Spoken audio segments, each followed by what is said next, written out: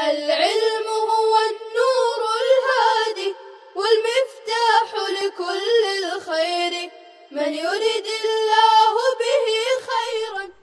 الحمد لله وكفى وسلام على عباده الذين اصطفى اما بعد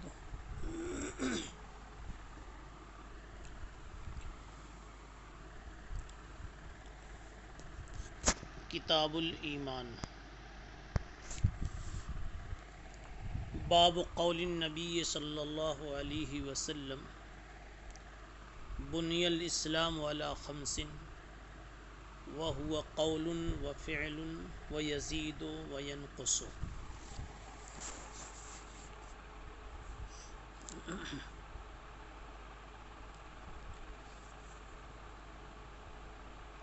آج آپ کے سامنے کتاب الایمان کا جلی عنوان ہے.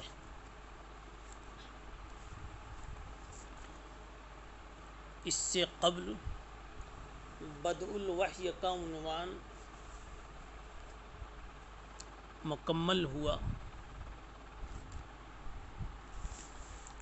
وحی کی تقدیم کی وجہ اپنی جگہ بیان کی جا چکی ہے.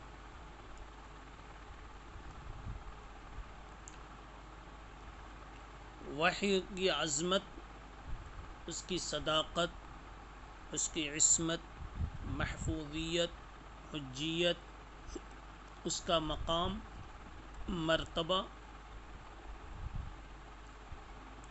سب سے پہلے بیان کر دیا گیا تاکہ وہ وحی تمام شرعیات، ایمانیات، اسلامیات کے لیے صحیح سرچشمہ اور اصل قرار پاوے. اس لیے کہ ساری چیزیں، سارے اعمال تو وجود میں آتے ہیں ایمان کے بعد، ایمان کے نتیجے میں، لیکن ایمان وجود میں آتا ہے وحی کے نتیجے میں. تو گویا اعمال کی اصل ایمان ہے اور ایمان کی اصل وحی ہے. تو وحی جو ہے وہ اصل الاصول ہے، اس لیے سب سے پہلے وحی کو بیان فرمایا. اب اس کے بعد ساری اسلامیات کی اصل ایمان ہے. اس لیے امام بخاری رحمۃ اللہ علیہ وحی سے فارغ ہو کر اب ایمان پر گفتگو پیش فرما رہے ہیں. ایمان کی حقیقت کیا ہے، لغوی، اصطلاحی، شرعی معانی اس کے کیا ہیں،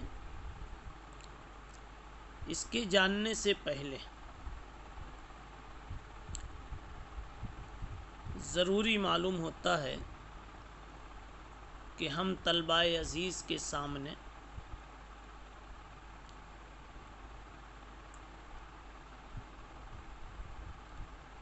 فرق اسلامیہ کا، مذاہب مختلفہ کا تھوڑا سا تعارف پیش کرتے ہیں. یہ اور سی بات ہے کہ آپ نے عقائد کی کتابوں میں ان کو پڑھ رکھا ہے، مگر یہاں کتاب الایمان کی پوری گفتگو میں اور پھر اسی طرح کتاب التوحید جو کتاب بخاری شریف کے اخیر میں ایک عنوان ہے اور زبردست عنوان ہے، اس میں حضرت نے فرق اسلامیہ کو اور مذاہب مختلفہ کو سامنے رکھ کر کے بہت سارے عناوین قائم کیے ہیں اور ان کی خوب تردید اور اصلاح فرمائی ہے. اس لیے ایک مختصر سی معلومات ان فرقوں کے تعلق سے اس وقت ضرور مستحضر کر لینی چاہیے، اس کا اعادہ کر لینا چاہیے۔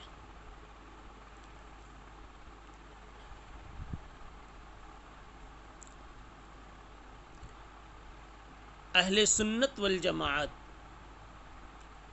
یہی حق پر ہیں،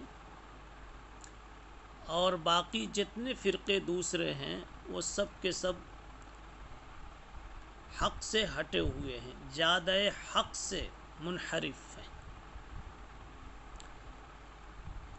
اور روایت یاد کیجئے جس میں جناب رسول اللہ صلی اللہ علیہ وسلم نے ارشاد فرمایا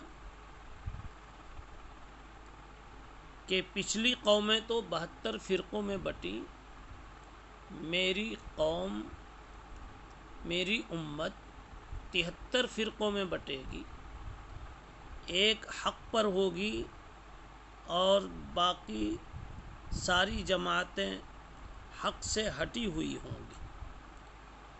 جو حق پر ہوگی وہ جنت میں جائے گی، اور جو حق سے ہٹی ہوئی ہوگی وہ جہنم کی مستحق ہوگی۔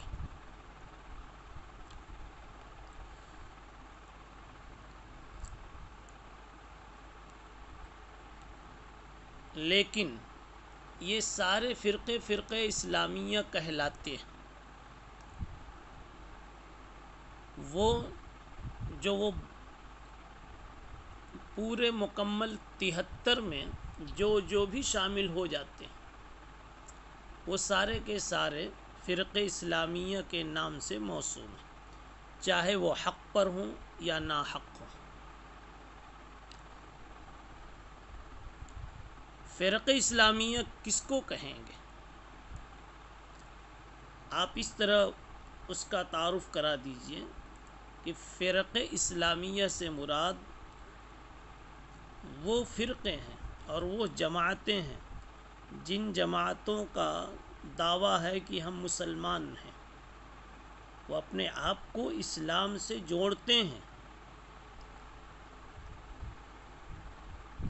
خواہ وہ گمراہ ہوں یا صحیح راستے پر ہوں۔ اب اس تقسیم و تنویع سے حق اور غیر اہل حق اور غیر اہل حق کی تمییز اور تفصیل ہو جائے گی۔ معتزلہ، خوارج، مرجیہ، کرامیہ، جہمیہ وغیرہ، مشبہہ، معطلہ، مجسمہ، اس طرح کے جو بہت سارے فرقے ہیں، یہ سب کے سب فرقے اسلامیہ میں ہیں، لیکن فرقے ضالہ ہیں۔ ایک فرقہ اسلامی، فرقہ صحیح ناجیہ، وہ ہے اہل السنت والجماعہ نام کا فرقہ۔ ان کا نام بھی، اہل السنت والجماعت کا نام بھی اسی حدیث افتراق سے ماخوذ ہے جس میں فرمایا گیا کہ میری امت 73 فرقوں میں بٹے گی، ایک فرقہ حق پر ہوگا،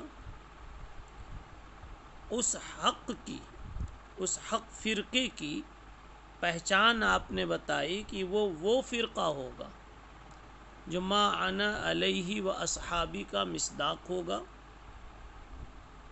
یعنی وہ اس راستے پر چلے گا جس راستے پر میں ہوں، اس طریق پر چلے گا، ان خیالات و عقائد پر ہوگا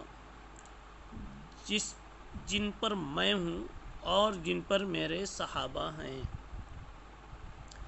تو آپ نے فرمایا ما انا علیہ، جس راستے پر میں ہوں اور نبی جس راستے پر ہیں وہی راستہ سنت بنتا ہے، و اصحابی، جس راستے پر نبی کے صحابہ یعنی نبی کی جماعت، تو گویا سنت والا راستہ اور جماعت نبی والا راستہ، تو طریقہ سنت اور طریقہ جماعت نبی، یہی طریقہ حق ہے، اور اس طریق پر جو چلے گا وہ اہل السنت والجماعہ ہوگا۔ اب آپ کو اہل السنت والجماعت کی نام رکھنے کی وجہ بھی سمجھ میں آ گئی۔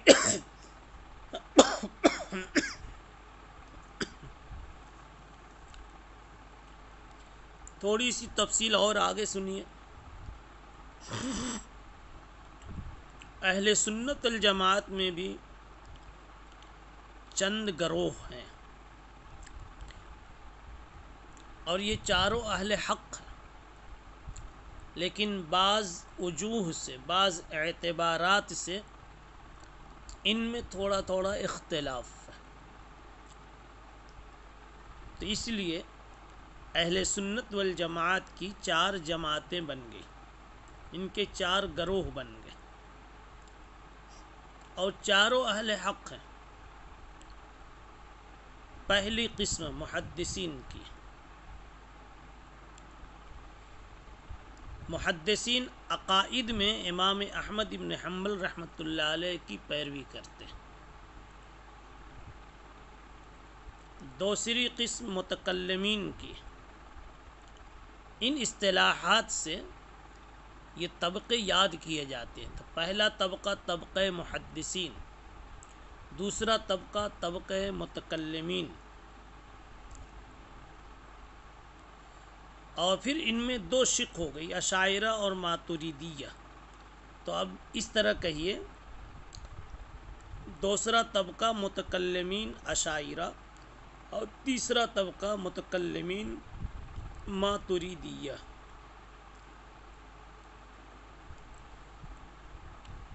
محدثین کا طبقہ تو عقائد میں امام احمد بن حنبل رحمہ اللہ کی پیروی کرتے ہیں، ان کے متبع ہیں، اور متکلمین اشاعرہ یہ دوسرا طبقہ، یہ عموماً امام شافعی اور امام مالک رحمۃ اللہ علیہ سے جو عقائد منقول ہیں اس کی تشریح و ترویج کرتے ہیں۔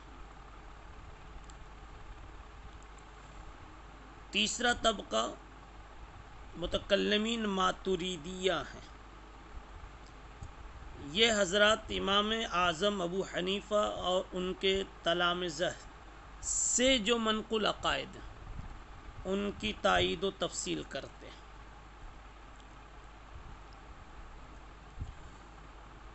اب مختصراً آپ یہ سمجھیں، یہ 3 جماعتیں ہوئی، محدثین، متکلمین اشاعرہ اور متکلمین ماتریدیہ۔ چوتھی ایک جماعت ہے اہل سنت صوفیہ۔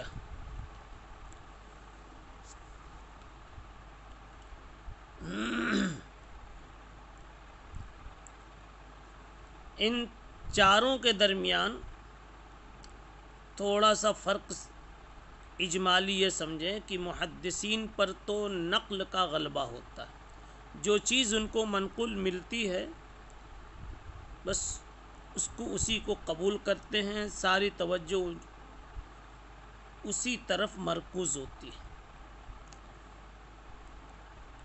اور انہی نقول و سماع سے وہ سارے مسائل ثابت کرتے ہیں۔ متکلمین خواہ و ماتریدیہ ہوں یا اشاعرہ، دونوں طبقے، ان کا سمعیات اور عقلیات دونوں پر مدار ہوتا ہے۔ اور عقلیات کا مطلب یہ نہیں کہ عقل کو نقل کے مزاحم قرار دیتے ہیں کہ عقل سے کوئی بات ثابت کرتے ہیں، بلکہ جو بات قرآن و حدیث سے ثابت ہوتی ہے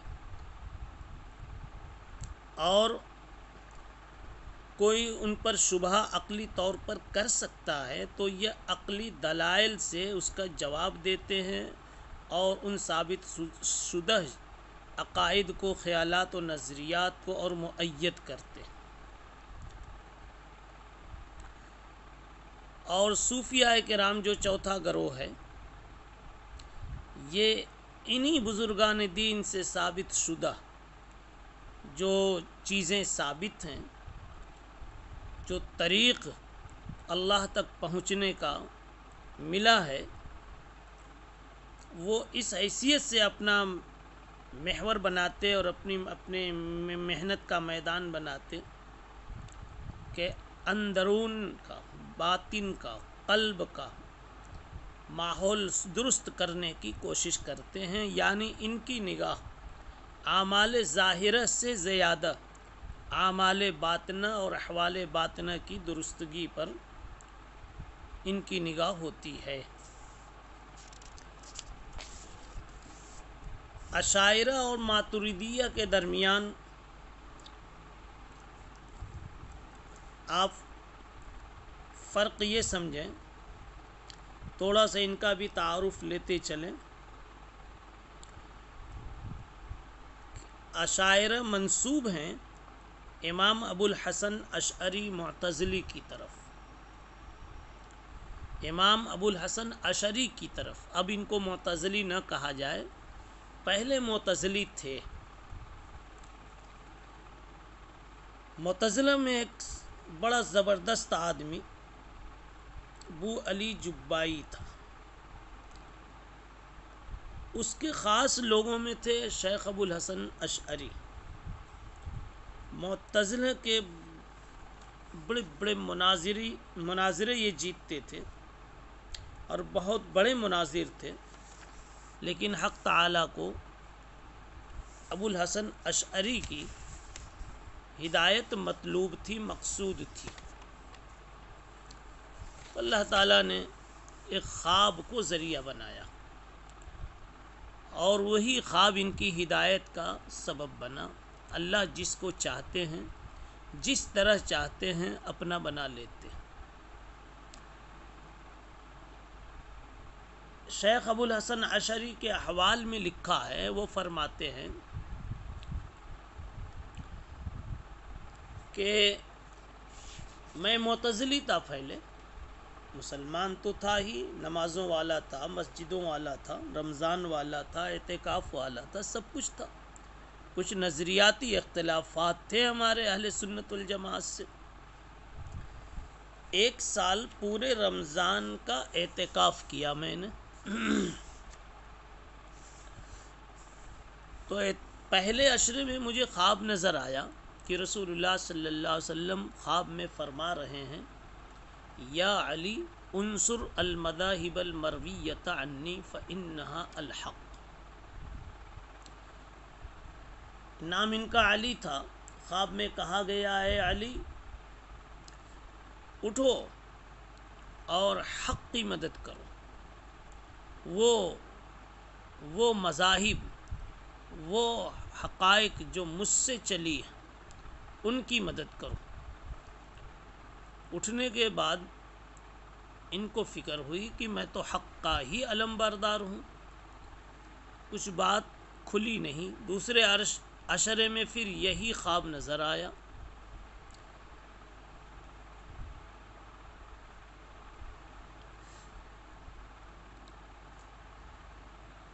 اور اس میں یہ پوچھا جناب رسول اللہ صلی اللہ علیہ وسلم نے کہ میں نے تم کو کچھ کہا تھا، تم نے کچھ کیا نہیں، کیا کیا تم نے؟ انہوں نے اتنا کہہ دیا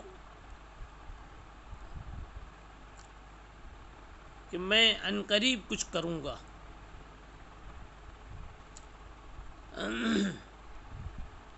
حضور پاک صلی اللہ علیہ وسلم نے پھر وہی کہا کہ میرے مذہب کی، میرے دیے ہوئے طریق کی تم تائید کرو، مدد کرو۔ ان کو پھر سمجھ میں نہیں آئی بات۔ تیسرے مرحلے میں انہوں نے کہا، تیسری مرتبہ خواب نظر آیا، انہوں نے خود پوچھ دیا، یا رسول اللہ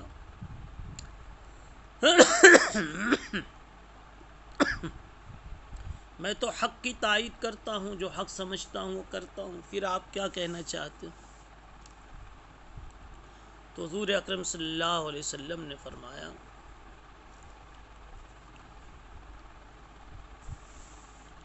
تمہاری ہدایت کا اور تم کو سمجھانے کا ذمہ اللہ نے لے رکھا ہے، اس لیے میں ابھی کچھ نہیں کہتا۔ یہ کہتے ہیں خواب تو 3 عشرے میں مکمل ہو گیا، لیکن جگنے کے بعد پھر میرے دل میں کیفیات سب بدلی سی ہو گئی۔ اب تک مجھے مذہب اعتزال، مذہب معتزلہ صحیح لگتا تھا، اہل سنت والجماعت کا مذہب صحیح نہیں لگتا تھا، لیکن اب آج سے معاملہ کچھ الٹا ہو گیا، اور پھر میں اہل حق کی طرف سے، اہل سنت والجماعت کی طرف سے میں ایک علمبردار بن کر کے کھڑا ہوا، اور وہی مناظرانہ شان میری رہی۔ یہ ان کے مذہب اعتزال سے حق پر اہل حق کے ساتھ آنے کا قضیہ رہا۔ السلام عليكم، لا تنسوا الاعجاب بالفيديو والاشتراك في القناة تشجيعا لنا لنستمر بنشر المزيد إن شاء الله.